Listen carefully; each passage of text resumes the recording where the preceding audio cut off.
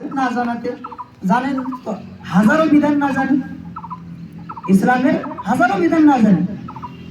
তো হাজারো বিধান না জানার মধ্যে একটা বিধান এটাও কি ঈদের মাঠ সাজানো যাবে না। ঈদের মাঠ যদি সাজানো যাইতো, ঈদের মাঠে মিম্বার যে আছে মিম্বার পর্যন্ত নেই, মানে মিম্বারে দাঁড়িয়ে যে খুতবা দিবে এতটুকু বিলকুল মাঠে দাঁড়িয়ে খুতবা দিবে ইমাম। তো মাঠ সাজানো যাবে না।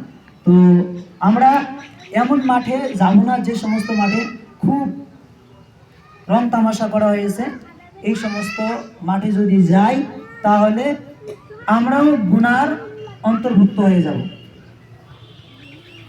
নবী সাল্লাল্লাহু আলাইহি সাল্লামের যুগে যেভাবে মাঠ ছিল সেইভাবে যেন মাঠ থাকে। আবার মাইক বাজানো, আল্লাহু আকবার। আমরা ফজরের সালাতের জন্য যখন গেলাম আমাদের ওয়াক্তিতে, লোক সংখ্যা আমাদের দুইটা টাড়ি একসঙ্গে ইয়ে পড়ে, পশ্চিম টাড়ি আছে পূর্ব টাড়ি আছে, দুইটা টাড়ি মিলে আর কি আমরা নামাজ পড়ি। তো ওখানে 2 কাতার 2.5 কাতার লোক হয়েছে ফজরের নামাজে। বরঞ্চ আমাদের 2 টাড়িতে যদি সমস্ত মানুষ যারা ছেলে আছে পুরুষ আছে যাদের উপরে নামাজ পড়ে এরা যদি আসে তো বারান্দা পর্যন্ত ফুল হয়ে যাবে, আমার যেটা জানা। কিন্তু এতগুলো বাচ্চা কাচ্চা এতগুলো লোক থাকার পরেও লোক এত কম। আর রাত 12টা 12:30 11:30 পর্যন্ত মাইক চলছে। আমরা মানুষের ঘুম নষ্ট করতেছি না, মানুষকে কষ্ট দিতেছি না। মানুষকে কষ্ট দেওয়া, মানুষকে আঘাত দেওয়া এটা তো হারাম। তো অন্য যে ভাইয়েরা আছে, খালি আমরাই যে আছি এই দেশে, আমরাই যে বসবাস করি তা তো নয়, অন্য ভাইয়েরাও বসবাস করে আমাদের পাশে। এই তো মনে করেন এই এক ভাই মুসলিম এক ভাই গ্যার মুসলিম, এইভাবে বাড়ি লাগালাগি। প্রত্যেকের সমাজই তো এইরকম, কিন্তু আমরা মাইক এইভাবে বাজিয়ে ওদেরকে কষ্ট দিতেছি। অনেক মানুষের যে ভাই বোনরা যখন আমিন বলা হয় মসজিদে, কত সময় অভিযোগ আসে যে আমিন বলার কারণে ডিস্টার্ব হয়। আমিন বলা কত সময়, অল্পটুকু সময়, ঠিক আছে, তার জন্য যদি ডিস্টার্ব হয়, এই মাইক যে বাজানো হইতেছে, মা বোনরা কি কেউ বাড়িতে নামাজ পড়ে না? আমরা খালি পুরুষরাই নামাজ পড়ি। মা বোনরা তো পড়তেছে, যারা বৃদ্ধ বয়সে আছে, যারা অসহায়, যারা বিরুদ্ধ চলতে পারে না, খালি খাটে শুয়ে আছে, ওরা যে ইশারা করে করে নামাজ পড়তেছে, ওদের নামাজে ডিস্টার্ব হয় না? তো মাইক রেগুলার এইভাবে বাজানো এটা আমাদের কালচার নয়। এই কিছুদিন আগে 15 বছর 20 বছর আগেও তো আমরা এইভাবে মাইক বাজাইছি না? মাইক তো বাজে নেই এরকম। 15-20 বছর আগেও তো বিলকুল সিম্পল ভাবে আমরা ঈদ করেছি, কিন্তু এখন কেন এত রং তামাশা? তো এই মাইক বাজানো এটা আঘাত দেওয়া। মাইক আমরা আমার সমাজে এইভাবে ব্যবস্থা করব না। হ্যাঁ, ঈদের সালাতে মানুষ বেশি হয় তো কথা পৌঁছানোর জন্য মাইকের ব্যবস্থা করব, কিন্তু দীর্ঘ সময় পর্যন্ত আস্তাগফিরুল্লাহ। একটা জিনিস দেখবেন কে এমন কিছু গজল, যে গজলের মধ্যে কুফরিয়ে শিরকিয়ে কথা আছে একে সেম, মানে যদি গান বাজাইতো এইটা বেদা উত্তম হইতো।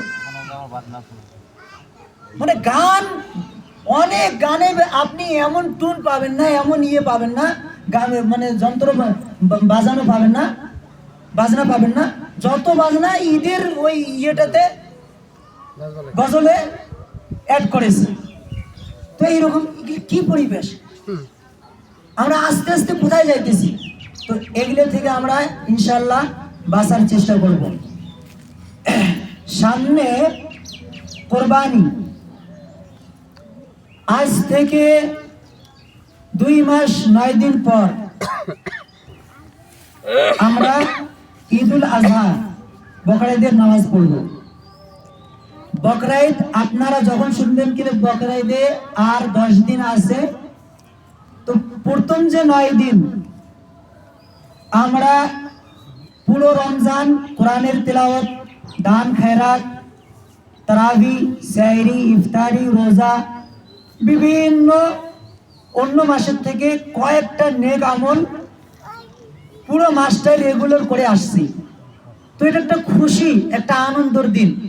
আমল করেছি, একটা কাজ করার পর খুশি ওটা পাওয়া যায়। কিন্তু বকরা ঈদে আমরা কি দেখি, কোরবানি তো আমরা পরে করি, নামাজটা আগে। তো খুশি কিসের? আসলে ওই সময় হজের আমল আছে। কিসের আমল? হজের। তো যারা হজে আছে তারা খুশি করবে, বাকি বিশ্ববাসী কেন করে? বাকি বিশ্ববাসীর জন্য কিছু আমল আছে কিন্তু আমরা জানি না। নবী সাল্লাল্লাহু আলাইহি সাল্লাম বলেছে, আফজালু আইয়ামিদ দুনিয়া আইয়ামুল আশর। পৃথিবীর বুকে দিনের মধ্যে সব থেকে বেশি ফজিলতওয়ালা দিন হচ্ছে কোরবানির প্রথম 10 দিন। কোরবানির জুলহজ মাসের প্রথম 10 দিন। এই 10 দিনে যদি কোনো ব্যক্তি তেলাওয়াত করে, কোরআন পাঠ করে, মনে করেন আপনাকে 12টা 10টা 15-20টা সূরা মুখস্থ আছে, ওই 15-20টা সূরা পড়লেন, আপনি এই আমলটার বদলে আপনাকে আল্লাহ অতই নেকি দিবে। যদি কেউ আল্লাহর রাস্তায় যুদ্ধ করতে যায় আর বিজয় হয়ে ফিরে আসে, তাকে আল্লাহ যত পরিমাণে নেকি দিয়েছে, আপনার এই কয়েকদিনের মধ্যে, সীমিত সময়, এই কয়েকদিনের মধ্যে আপনি যে এই তেলাওয়াত করলেন, তাতে আল্লাহ তাআলা এত বড় সওয়াব দিবে। আপনি যে 2 রাকাত পড়বেন নফল, এই 2 রাকাতের এত সওয়াব দিবে। আপনি যে সিয়াম পালন করবেন, নফল সিয়াম, 9 দিন পর্যন্ত রেগুলার নফল সিয়াম থাকতে পারবেন। আরফার দিনের সিয়ামের ফজিলত তো এইটা, মানে বকরা ঈদের একদিন আগে যদি রোজা থাকেন, তো তার ফজিলত তো হইল 2 বছরের গুনাহ ক্ষমা হবে। কয় বছরের? 1 বছরের পিছনের আর 1 বছরের সামনের 2 বছরের গুনাহ ক্ষমা হয়ে যাবে একটা রোজার বিনিময়ে। কিন্তু বাকি যে রোজা আছে, বাকি যে আরো 8 দিন, তো এই 8 দিনেও যদি নফল রোজা থাকেন, তো একটা একটা করে নফল সিয়ামের বদলে আল্লাহর রাস্তায় যুদ্ধ করতে গিয়ে যে ব্যক্তি বিজয় হয়ে ফিরে আসছে, আল্লাহ তাআলা তাকে যত নেকি দিয়েছে, প্রতিটা রোজার বদলে আপনাকে অতটা করে আল্লাহ তাআলা নেকি দিতে থাকবে। তো ইনশাআল্লাহ আমরা নফল সিয়াম, রমজান মাসে সিয়াম থাকতে থাকতে আমাদের একটা হিম্মত হয়ে গেছে। এই শাওয়াল মাসে 6টি রোজা থাকবো আমরা ইনশাআল্লাহ। আর যে মা বোন, যে ভাই সফরের কারণে বা কোনো কারণে রাখতে পারেনি রোজা, 1-2টা রোজা টেক হয়ে গেছে বা 4-5টা হয়ে গেছে, তো এই রোজাগুলো খুব দ্রুত আমরা এখন রাখি। এখন খুব আমরা যদি সেহরি নাও খাই তবুও থাকতে পারবো। হেভি হয়ে গেছে রমজান মাসে, কয়েকবার এমন হয়ে যায় বাড়ি থেকে আমরা সেহরি খাইতে পারি না ঘুমের কারণে। তো যদি সেহরি না খাই তবু আমরা রোজা থাকতে পারবো। তো আমরা রোজা থাকার প্ল্যান করে নেই, আগে রমজানের কাজা এগুলো কমপ্লিট করে নেওয়ার পর ফির শাওয়াল মাসের যে 6টি রোজা আছে এগুলো পালন করি। নবী সাল্লাল্লাহু আলাইহি সাল্লাম বলেছেন, মান সামা রমাদান, যে ব্যক্তি রমজান মাসে সিয়াম পালন করলো, সুম্মা আতবাউ সিত্তাম মিন শাওয়াল, তারপর শাওয়াল মাসের 6টি রোজা পালন করলো, সেই ব্যক্তির জন্য পরিপূর্ণ বছর এক নাগাড়ি ধারাবাহিক যদি কেউ পরিপূর্ণ 1 বছর রোজা থাকে রেগুলার, তাকে যত নেকি দিবে আল্লাহ তাআলা, তত বড় মর্যাদা, তত বড় নেকি আল্লাহ তাআলা তাকে দান করবে, যে ব্যক্তি শাওয়াল মাসে 6টি রোজা থাকবে রমজান মাসে রোজা থাকার পর। তো ইনশাআল্লাহ আমরা এই মাসে 6টি সিয়াম পালন করারও চেষ্টা করব। আর বকরা ঈদের আগে 9টি অথবা অন্তত বকরা ঈদের আগের দিনের 1টি সিয়াম পালন করার চেষ্টা করব। আর ওই সময় দান খেরাত বেশি করব। যখন দেখবেন কি বকরা ঈদের আর 10 দিন আছে, তো কি করে শুরু করে দিবেন? দান করা শুরু করে দেবেন। অসহায়দের, গরিবদের 10-5 টাকা আপনারা দান করতে থাকবেন। তো এই সমস্ত আমলের মধ্যে আমরা যুক্ত থেকে, যখন আপনারা কয়েক বছর আগে এখানে থাকাতে লাইফে প্রথমবার আমি 5টি সিয়াম পালন করেছি। আর ওইবার বকরা ঈদের ঈদটা আমাকে এত সুন্দর একটা ফিলিং হইতেছে যে অন্য কোনো দিন লাইফে প্রথমবার বকরা ঈদের দিনে আমাকে এমন একটা ফিলিং হয়েছিল, খুশি, যে ফিলিংটা আর কখনো হয়নি। তো আপনারাও চেষ্টা করবেন যে বকরা ঈদের আগে নফল সিয়াম থাকার, তেলাওয়াত বেশি বেশি করার, নফল ইবাদত করার, দান খেরাত করার, এগুলো চেষ্টা করবেন। লাস্ট কথা যেটা, সেটা হলো আমরা সবাই এখানে জমা হয়েছি।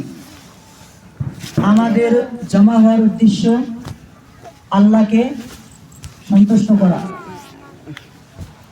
কখনো আমরা সামান্য একটু কথা নিয়ে, সব সময় দেখবেন বড় থেকে বড় ঝগড়া সামান্য একটু কথা নিয়ে শুরু হয়। আমরা যখন আসি রাস্তাতে, এক সমাজে তর্ক বিতর্ক চলছে, আর যুবকরা খুব বলতেছে, আরে এরা আগে থেকে কি করে জানে না কিছু, অনেক পুরো কমিটি, তারপর সে কিছু জানে, রাগারাগি করতেছে। ভাই এটা ঈদের দিন আর আপনারা রাগারাগি করতেছেন, আরে কোনো সমস্যা হইতে পারে, আপনার আমাদের বাড়িতে কি সমস্যা হয় না?